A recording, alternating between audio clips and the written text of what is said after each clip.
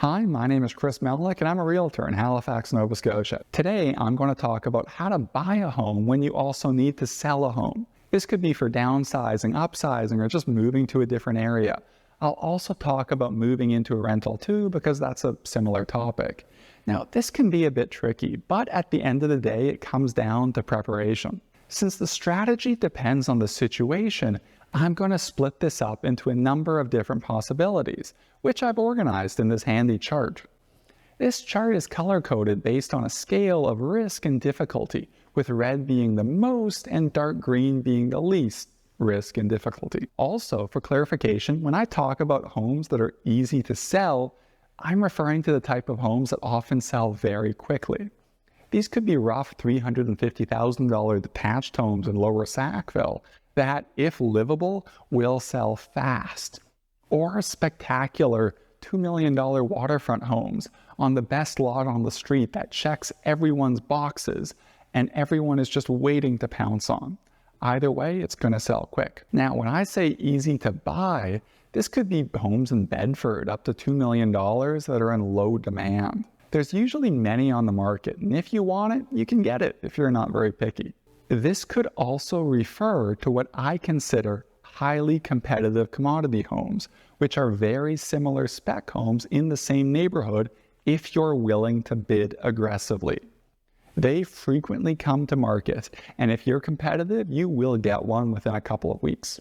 Before I begin, I'd like to mention that many of the strategies for these different situations are the same or are very similar. So instead of repeating myself many times, I'll just be referencing those strategies. Feel free to use the timestamps in the description or the markings in the timeline to move to those strategies. First, we have the situation where your home is easy to sell, the home you want to buy is easy to buy, and you can carry both, meaning that you can afford and are able to own both properties at the same time for a longer period of time if necessary.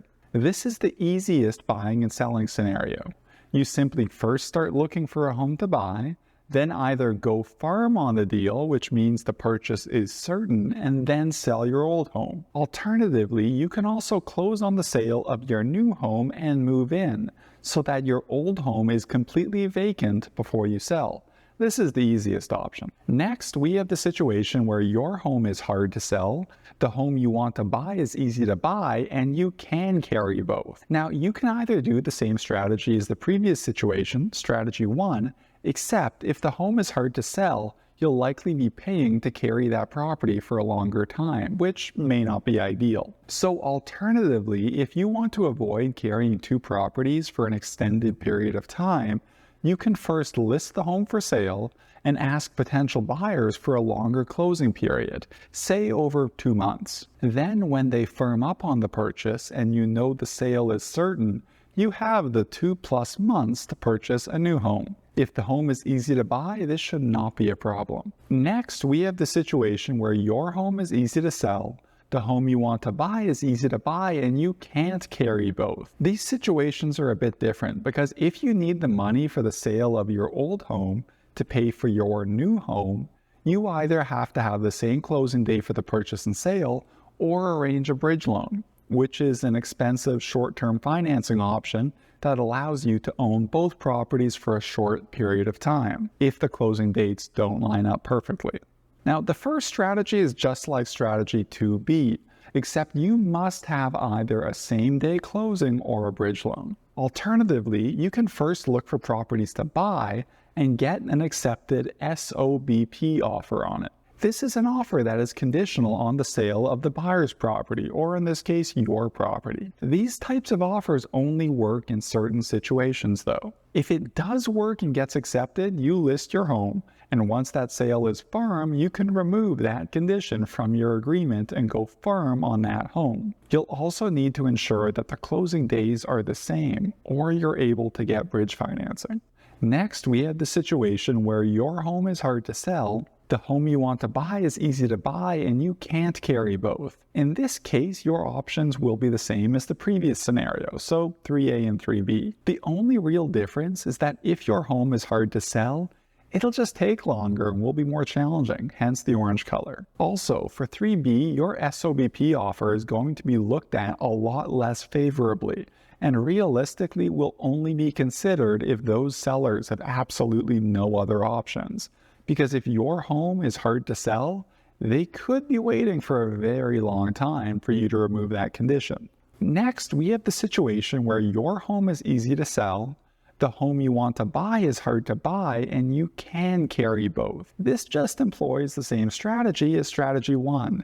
The only difference is that you'll be looking for the home to buy longer, so it's slightly more challenging, but still relatively easy and risk-free. Similarly, we have the situation where your home is hard to sell, the home you want to buy is hard to buy, and you can carry both. This is also the same strategy as strategy 1, because now that the properties are both harder to buy and sell, it's more challenging than the previous example. Now we have the situation where your home is easy to sell, the home you want to buy is hard to buy, and you can't carry both. You can use strategy 3B, but it'll be more challenging because if that property you're looking to buy is any demand on it, an SOBP offer won't be considered. Alternatively, you can first look for a property to buy, then get an accepted offer with a long conditional period, like over 2 weeks or so, and ensure that one of your conditions is financing. Then you need to list your property right away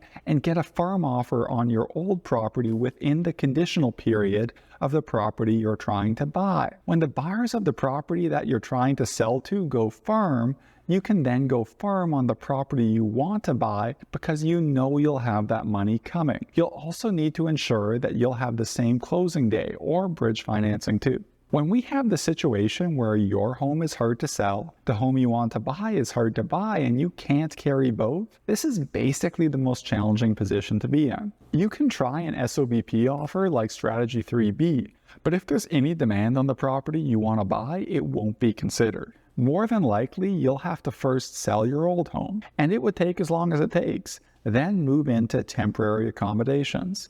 This could be with friends, family, an Airbnb or other rental. Although, since you've sold the home, you'll have the cash on hand and will be able to make very competitive offers on hard-to-buy homes when they do come up. Unfortunately, this means that you'll be moving twice, potentially putting things in storage, and the temporary accommodations may be expensive, but it could be your only option. Now we have the situation where your home is easy to sell and you want to rent an easy-to-rent apartment. That's great. It's simple. You just rent the apartment, then sell your home. Next, we have the situation where your home is hard to sell and you want to rent an easy-to-rent apartment. In this case, you need to sell your home first, then get the apartment.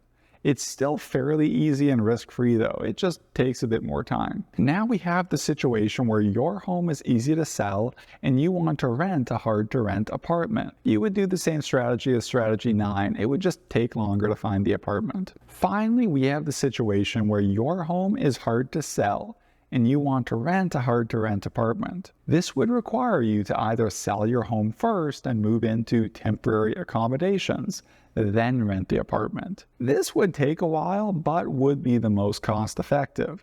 Alternatively, you could rent the apartment first, then sell your home. Since the home is hard to sell, you would probably be paying for the home and rent at the same time for quite a while. But if you're interested in moving into the apartment as soon as possible, this would be your best option. And that is how to buy a home/rent when you also need to sell a home. So if you're thinking of buying or selling and need my help, feel free to contact me. My contact information is in the description. Goodbye.